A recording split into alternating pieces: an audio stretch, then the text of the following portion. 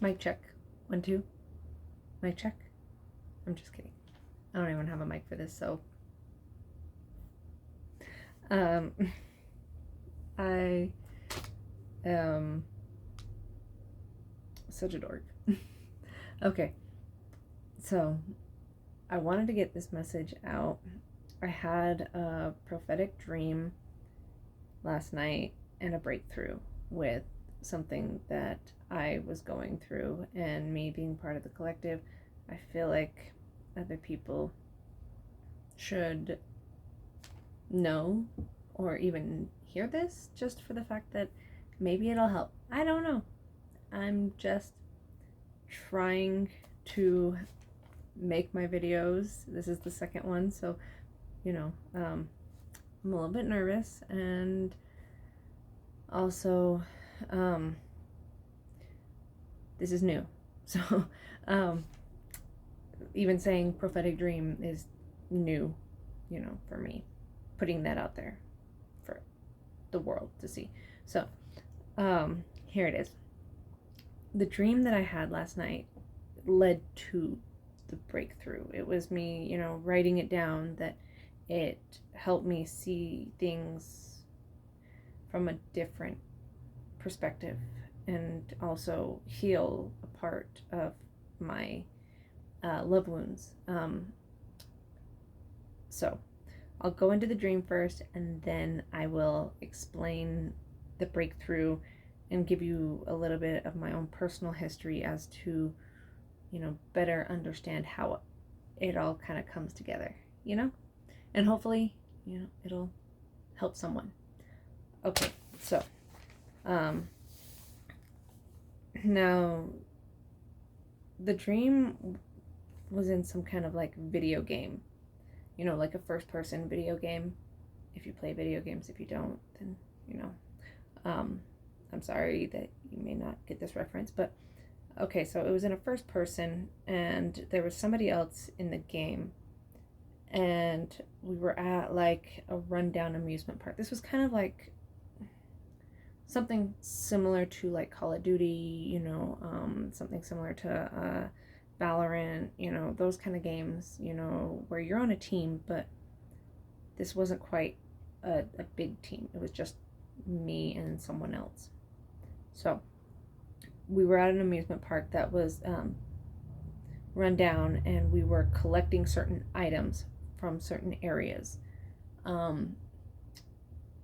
Not exactly like tokens, like, money tokens or anything like that, but like certain key items that we needed to get to help us level up, if that makes sense. They were like special artifacts that were needed for other areas. Like in some of the video games, you need to be able to have specific key things to be able to battle or to be able to move on to another level. So with that in mind, it was like a very key piece that we were trying to find. And there was this roller coaster area that we went to, and it was like a hidden area that most people don't know about. And we were finding a very key, intricate piece, the kind of piece that if you play computer games, doesn't matter whether it's like Xbox or PlayStation or even, the actual computer games, even phone games, whatever. But this key piece, sometimes there are certain areas that you could go the whole game and not know that there was this special hidden area. My son plays FNAF. There's this one specific one that he plays that I can't remember which one it's called because he plays a bunch of games, but there was this one little hidden area that you wouldn't even really know about unless you, like, somebody else stumbled upon it and you looked it up, or you magically stumble upon it and find it, by just pure luck. Not exactly pure luck, because I feel, personally, that you were led there for a reason. But back to the whole thing. So there was this insanely rare key piece that we were picking up, that I believe the person that was with me was my guide. He was there to help me. So this guide was helping me get to this little hidden spot that nobody knows about, to do a few things. Like, you have to hit certain, like, special magical buttons, to a certain order to be able to get this. We were picking up that piece. So after that, my dreams are always all over the place, I swear. Just like my ADHD and my mind, they're all over the place. So next, there was like this where I went into a house.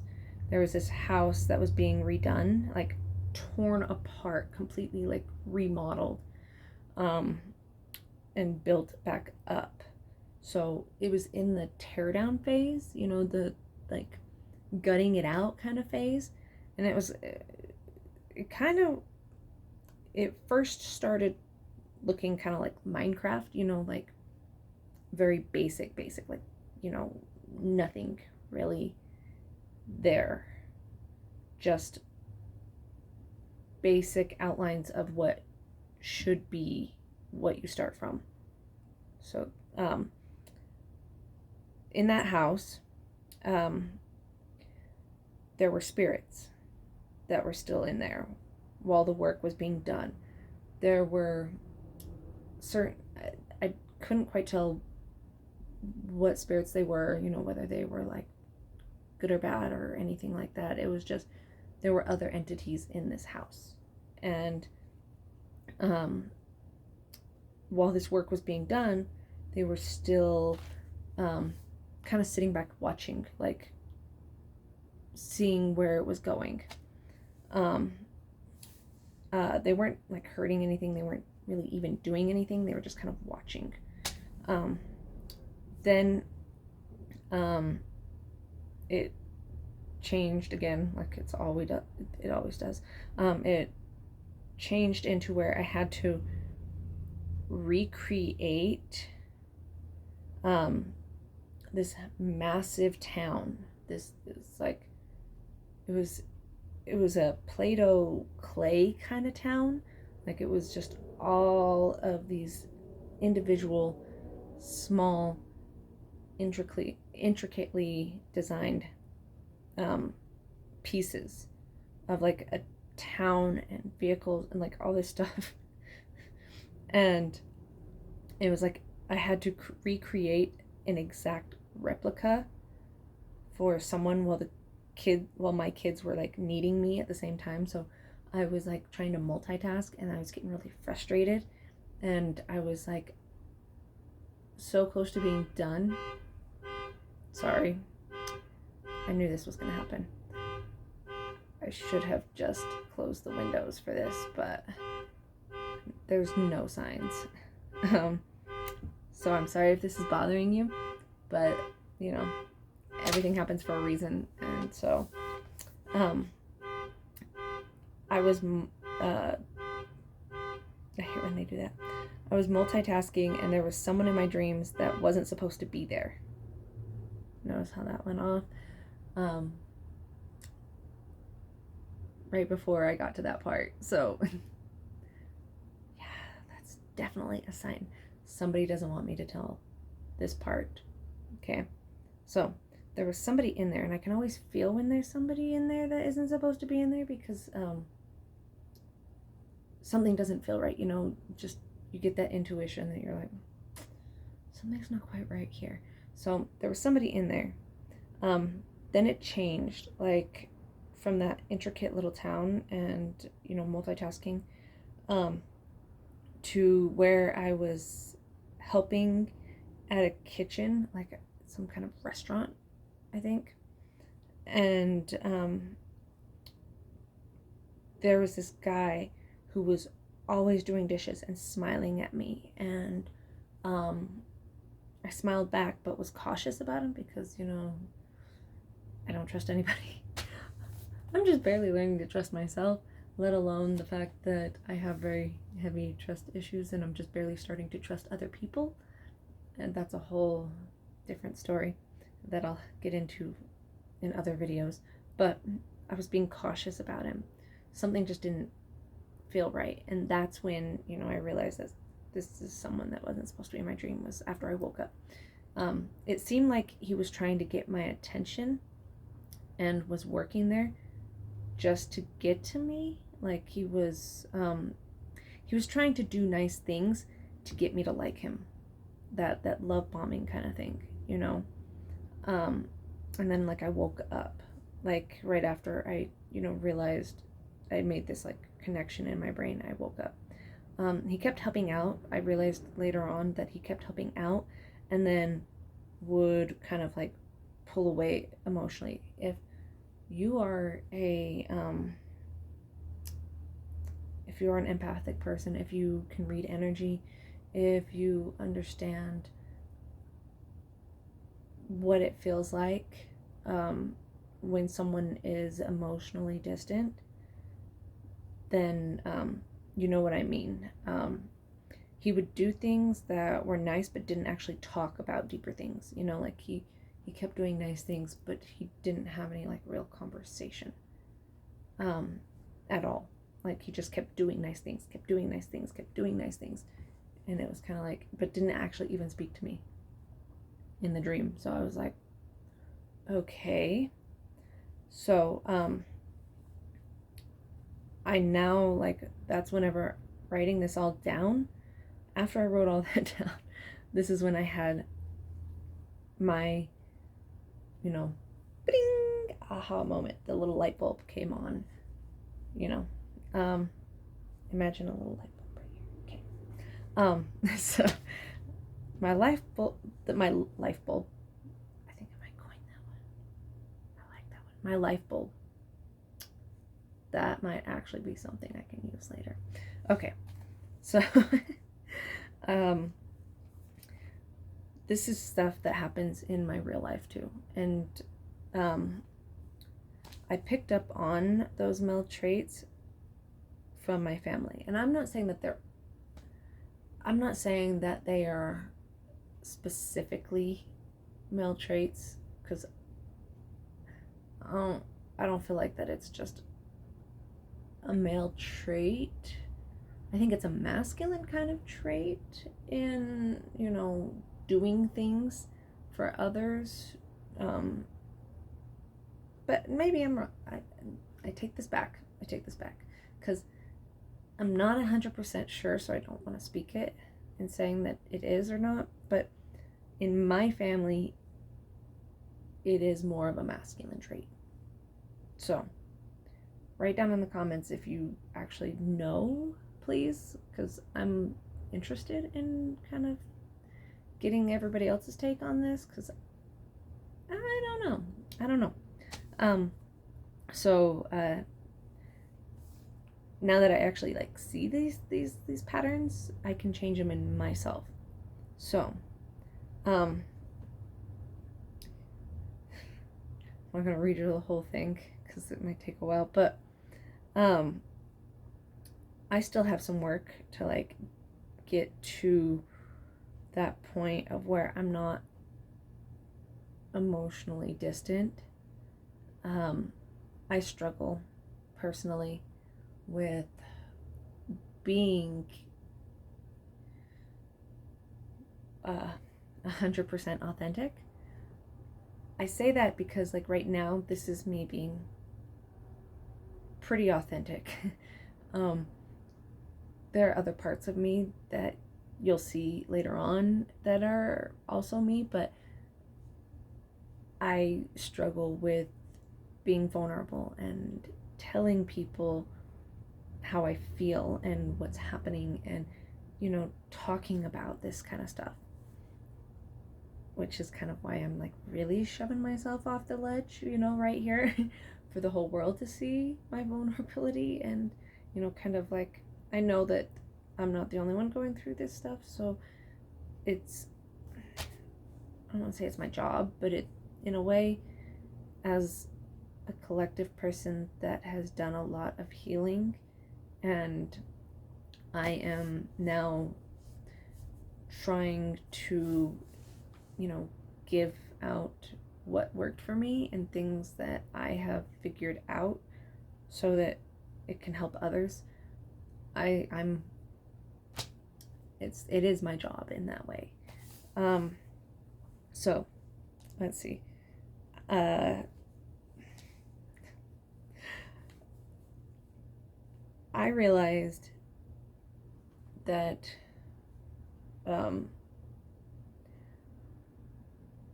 I do, in a way, that same thing that he was doing to me. I realized that I personally can love bomb people because of the fact that, I struggle with, I have struggled with it, but now I'm working on it, so it's not exactly a struggle anymore. It's more like something that I am aware of, and I am taking baby steps to fix. So I don't want to say I'm completely healed from it, because I still get triggered all the time with small little things on this same thing. So codependency, I have struggled with, this is where, like, even more of the life bulb that came on was the fear of rejection is a big one, and that's where I'm like working through this with this video, that, I'm putting myself out there. I am afraid of the rejection that could possibly come from this, but since I've healed so much stuff, I'm like at that point where it's like, screw it, let's just do it. I might as well, I don't have that fear, is not as strong as it once was. But I would love bomb, and my love bombing was like, I would idealize people and just praise them, I had the fear of rejection, I had the fear of intimacy, the fear of being alone, and all of these like different parts of me were creating this piece where I would just overgive and love bomb people because I was afraid, with like that fear of rejection, with that fear of intimacy. The fear of rejection, I'm gonna love bomb you, but the fear of intimacy, I can't show you all of me, the emotionally distant part. So but I was afraid to be alone, so it was just like this constant, crazy making. So, and all of that, I realized it was my like wounded inner child pretty much running the show. Cause, I wasn't thinking clearly, but that's okay. That's okay. It's not the end of the world. It's really not. And now that I am like aware of it, I knew something wasn't quite right. Like I'm aware of that, but I wasn't quite sure what I was doing that showed a red flag to other people. I wasn't sure, and nobody could tell me. I mean, when you're completely surrounded by other wounded people and other people that aren't aware of it as well, how can you call it out? How can you point out somebody else's, red flag if you have the same red flag. So it was something that I realized that I myself have love bombed a lot of other people. And this kind of ties into the story of kind of like how I came to this realization. I have been on a very intense healing journey for myself. Okay, there's so much backstory that, you know, everything's intricately it all connects eventually, but we don't have the time for me to do that. The first story that comes to mind is the fact that, okay, so I have a pattern. I have a pattern of attracting, law of attraction, which this ties into this part. We attract the same vibration of what we are. What we are and what we believe we deserve. At the same time, we are all mirrors. Everybody is a mirror to you. You are a mirror to others. So, law of attraction, you are attracting the same vibrational frequency that you are putting out. So, this was back whenever I was insane, and my definition is very much the same definition as Einstein's. I believe it was Einstein. You know, insanity is doing the same thing over and over and over again, but expecting different results. I was doing that with relationships. Doesn't matter whether it was friendships or romantic relationships. I was doing the same thing. At one point, enough was enough. At one point, I finally looked at the same pattern that I was repeating, and I was like, I can't do this anymore. I cannot do this anymore. I took time out from everyone except for my kids. My kids, you know, yes, but I cut off all relationships, changed my number. I had to sit back and actually look at what the pattern was and how I was creating it. I am the one creating my life. And nothing happens to me. It happens for me. Now, I realize that because I'm the one creating my situations, I'm the one that's doing all of this, I am somehow putting something out that I am not fully aware of that is creating this continuous loop, this Groundhog's Day, you know? So, like I said, I attract.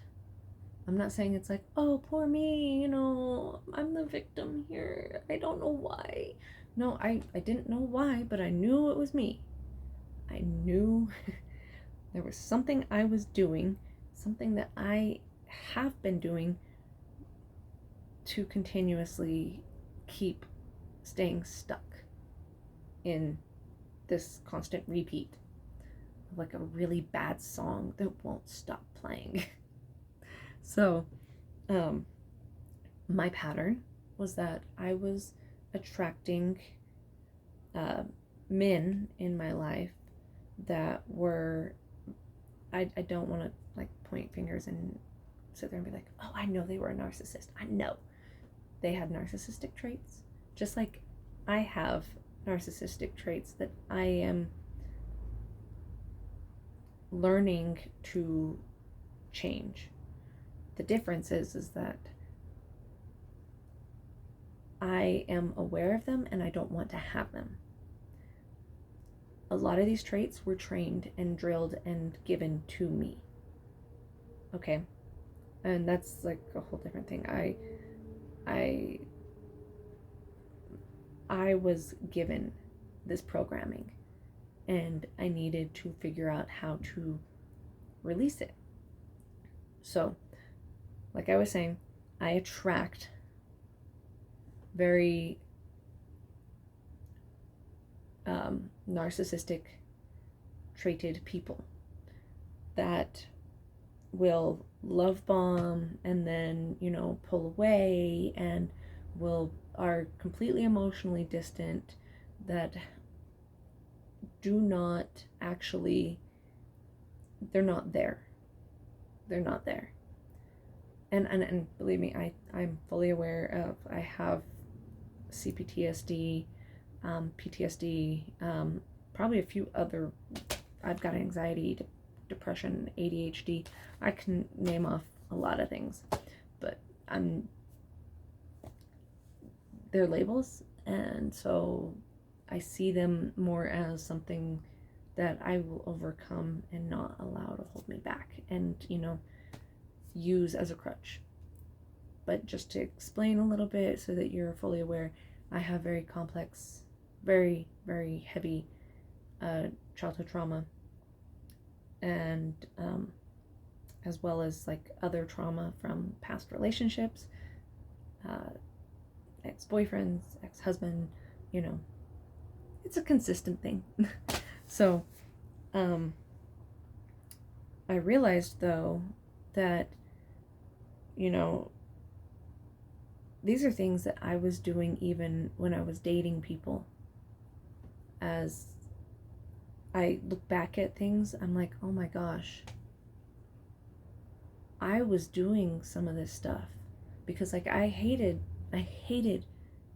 thinking, like I constantly have all these relationships where they just love bomb me, and then I feel important and then they just pull away, and it, I'm starved for all of that.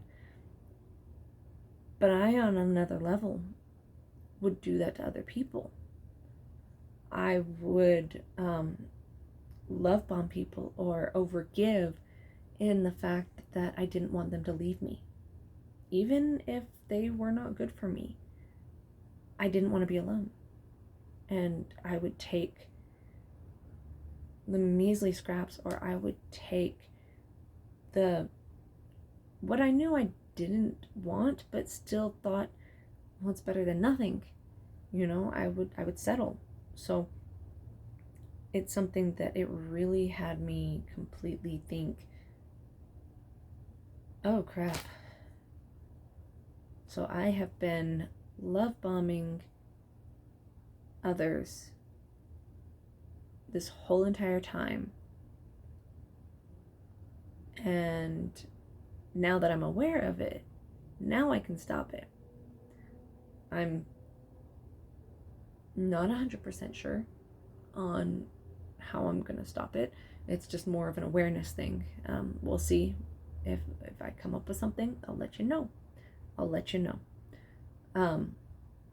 But now that I am aware of it, I can look at how I approach every single relationship and not overpraise and not, idealize people, really stay grounded and say, this is another human being and I am grateful for them, and, tell them the nice words, but also not over embellish on all of them, not sit there and be like, oh my gosh, you are my savior, you mean everything to me, I must worship you, kind of like, not that. But I also have to add on here, this is the part that like has me really nervous in putting myself out there, is that like people from my past are gonna stumble upon this and see this video, and I am a little bit terrified of like what they're gonna think. Not in like the fact that what they think, but more like if they're gonna put down some really like harsh, awful comments. Because I'm probably over exaggerating, like I do, that they're gonna be like, just, you're such a bee, you know. But, you know, I do worry about that because of the fact that I feel bad now that I'm aware of it. I feel really, really bad. Not like guilt, like not guilty, not shame. I don't feel those really as much as I once did about my past. I have overcome a lot of that. I'm not saying it's completely gone, but I have overcome a lot in that area. But to the people, and this is where I'm being okay. I cannot promise that I won't cry. Like, I can't promise that I won't cry. I'll do my best to try not to cry. But I do get emotional sometimes.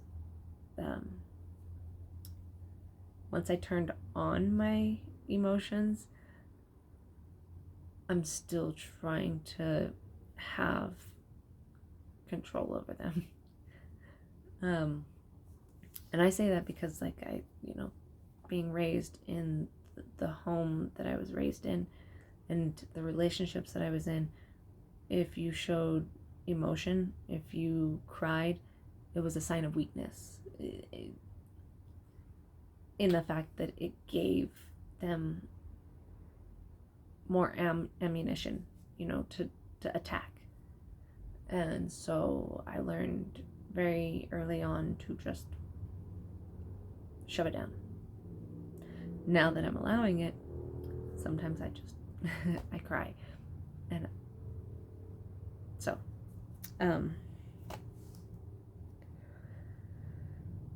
okay.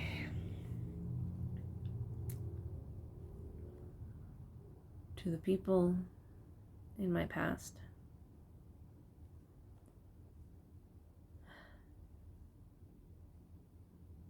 I apologize.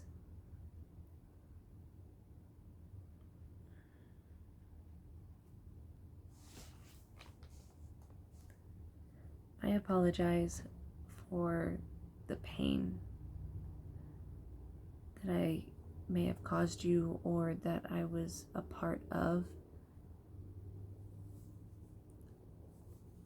I know that there's really no excuse. It's not right for me to give some kind of, well, this is why. It still was wrong. I may not have been fully aware back then of what I was doing and what I was saying and what I did to you. But I am here today on my journey wanting to tell you I'm sorry. I apologize for whatever pain I caused. I'll be really honest and say that I'm still working on getting my memories back. So I may not remember everything that happened. And I'm sorry if I don't remember. I really am. But because of my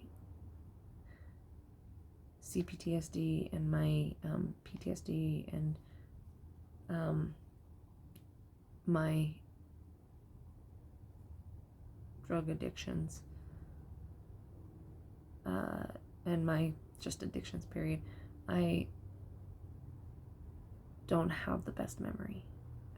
I'm working on it right now. But I am sorry. I hope that just me telling you I'm sorry will help heal any kind of wound or give some kind of, peace. So I apologize. I'm sorry. Now, with that, I also apologize to myself. I apologize to myself for not knowing any better. I apologize to myself for repeating old patterns that are now finally getting recycled out. I apologize for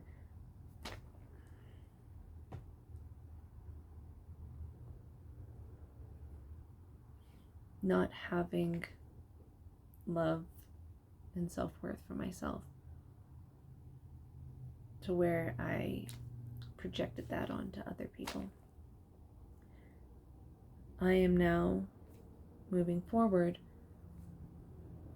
working on that, having the emotional connection with other people.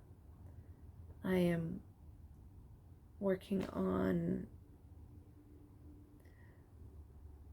my codependency and the love bombing and that fear of rejection, and trying to really make sure that I don't repeat old patterns. So I really hope that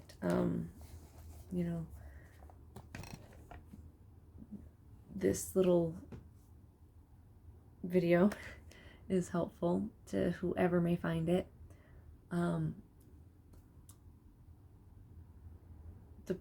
To sum it all up, pretty much, which I struggle with that too. I struggle at summing things up because I talk a lot. But to sum it all up, you're going into a new level of your life. You're leveling up. I don't know to what level. I can't give you that information. I know that you're going to level up spiritually, physically, individually, depending on what that is. You're going to level up. You need to go and collect these key pieces. Not sure what they are. For me, personally, it was that connection that I just told you about with the love bombing. Those key things, that very intricate piece, is going to help me get to a healthier level, to where I don't do that to others and give off red flags, if that makes sense. Because I don't want people to think that I still, I have these traits. I may have been raised with narcissists, and I can't say that they are 100% because I'm no doctor, and they would never go see a doctor about it. But I accepted these traits, and I'm having to release them and throw them away and get rid of them. Just like that house where I am picking up this information and I'm going into this new house, and it's starting from the bare minimum, the scratch of it all, and I'm building up my foundation, and I'm building things the way that I want them to be, not because of what other people want him to be. It's mine. This is my home, me, my home that I am building up. So I'm not even summing this up very quickly, but I'm still gonna put this out, and I'm still going to, get better. It's just practice, but building up that foundation with those key pieces of information that you pick up from your guides, and that you're leveling up, and to be aware of the fact that you are having to create something. And I'm not quite sure about the small town recreating. That one I'm still a little bit confused on. I'll get back to you if I figure that one out, or if you have any ideas, please tell me what you think, because that one I'm not 100% on that one. And I mean, I get the multitasking part, because in my life things are now starting to be where I'm divided and I'm having to multitask and do more. So I understand that part, but I feel like there's a little bit more to it, and then the fact that as well, there are going to be people coming into your life that are going to show those, I'm not saying exactly like the love bombing and stuff like that, but there are going to be people that come in and show you similar traits that you once saw before and you weren't aware of, and you're going to see it this time. You're going to actually understand it, and you're going to be like, oh, how come I couldn't see that before? I get it now. Then you're going to also realize that these are things that you do as well on some microscopic level that draws those people, that will draw those people in. And so really taking a good look at yourself and saying, okay, how am I drawing this person in, this kind of person in, and what can I do to switch it, that kind of stuff. So I hope that I was not all over the place and, too much. I genuinely hope that, because I am ADHD and I kind of sparkly squirrel, kind of like trail off sometimes. But I wish you guys the best of luck, and I hope that everything is beautiful and amazing in your life. Love you. Bye-bye.